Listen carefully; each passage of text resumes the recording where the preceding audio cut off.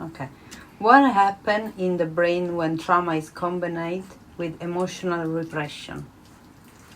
It's not emotional repression. I think you're talking about the serial killer. Yes. Okay, so it's psychopathy. And actually, that's something that I have in all of my books. The recent book, The Rhythm of Youth, I'm talking about psychopathy and how that affects the entire behavior and life of the individual. On the narcissism book, I also talk about psychopathy, and also in the brainwashed book. And what it is that from Clankley, who wrote The Mask of Sanity, he postulated that these people are really schizophrenics. They have schizophrenia. And because they have schizophrenia, they seal over the schizophrenia that becomes psychopathy. So psychopathy is like a callus over their soul, over their existence. And it's hard. So they don't feel. They don't, the only time they feel is either if they kill themselves or if they kill someone else. So when they kill someone else, that's the only time they feel. All the other times are completely numb. And it's it's like they feel like they're dead, like they're not alive. They're like in a coffin and they cannot breathe. And the only time they feel that they're breathing is when they kill somebody. That blood, that pain of the other person makes them feel alive again.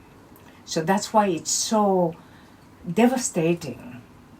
And so it's random, really. They don't know the people they kill. They just, like Ted Bundy, that was a very famous serial killer.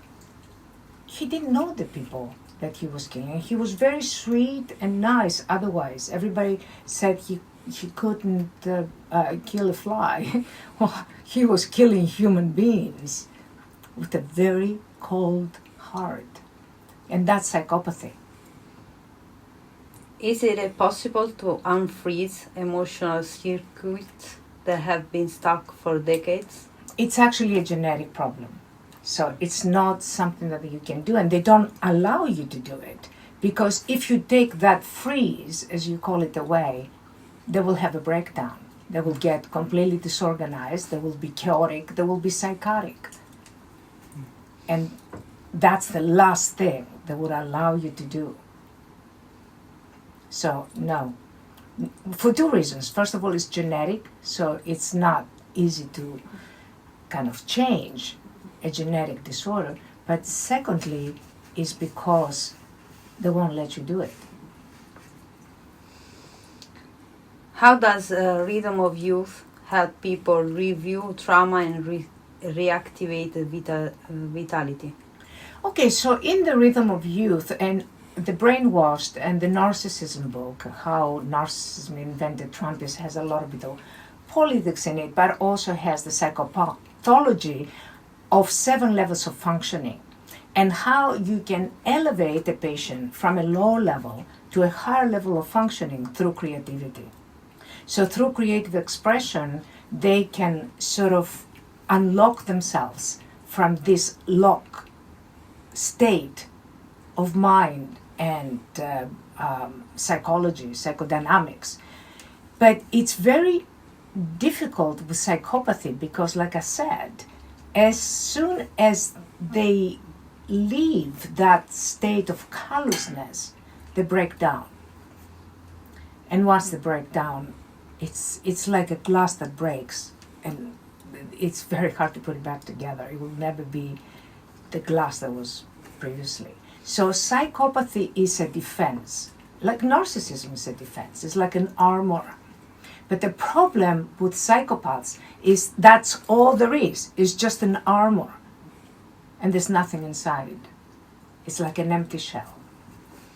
Do you think understanding criminals like Ed Gein can help us understand ourselves?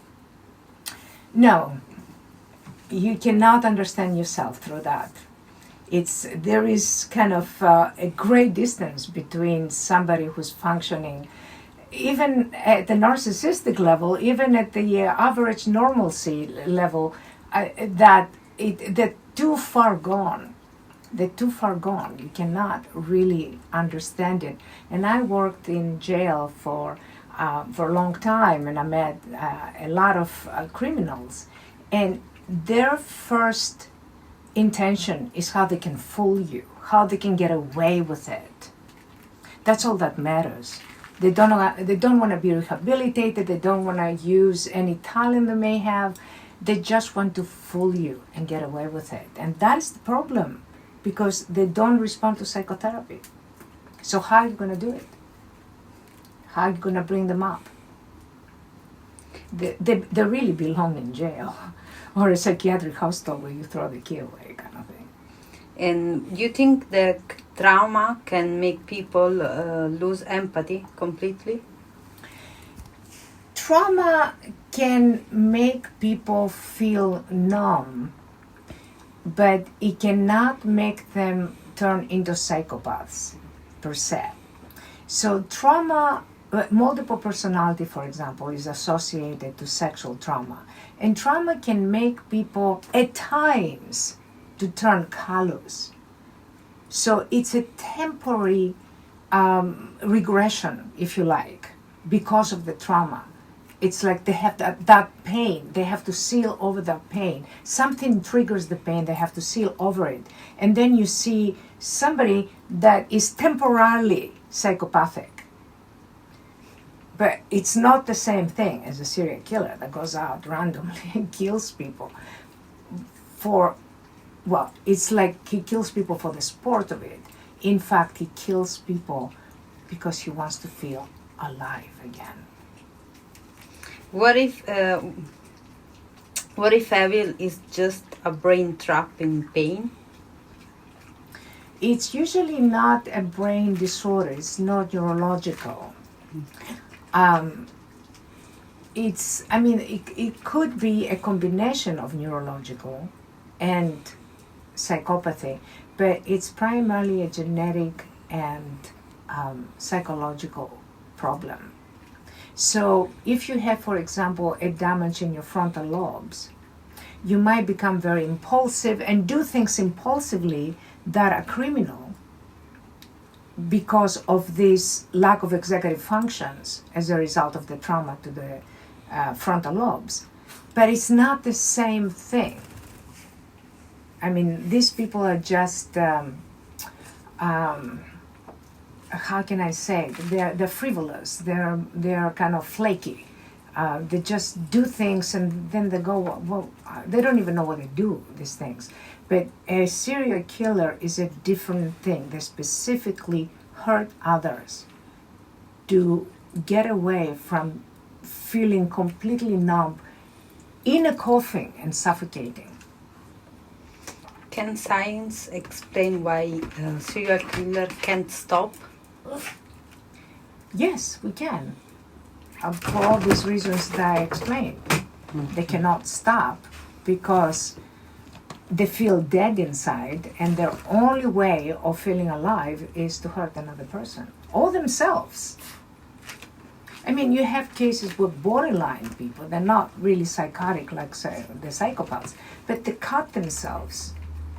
And they cut themselves, it's like to let out steam. In fact, they cut themselves because they feel nothing. They feel numb. They feel like they're dead, pretty much. And that's not a nice feeling to feel. So killing somebody else is the only way they can change that, I guess. Perfect. Thank you so much. Your name is Dr. I'm Professor Dr. Sania Sofra. I have 2 doctorates, one in neurophysiology and one in clinical psychology. The neurophysiology doctorate is from London, and the clinical psychology doctorate is from New York, from a new school from New York.